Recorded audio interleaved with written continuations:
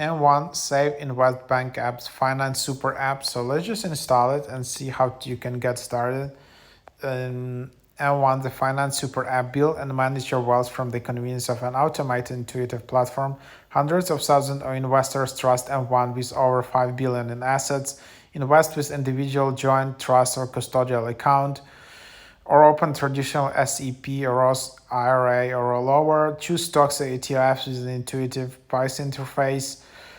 Pre-built expert pies help you invest according to your values. Fractional shares let you invest as little as $1 for more power and flexibility.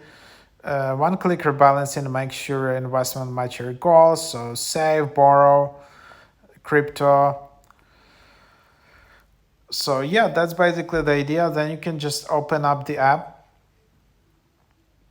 and you can log in or get started, and then yeah, you can easily create your account just with email and passport. I don't know where this app is available. Probably it's only available in US.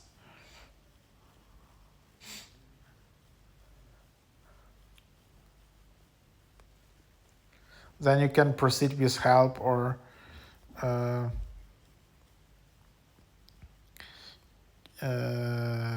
you can ask all the types of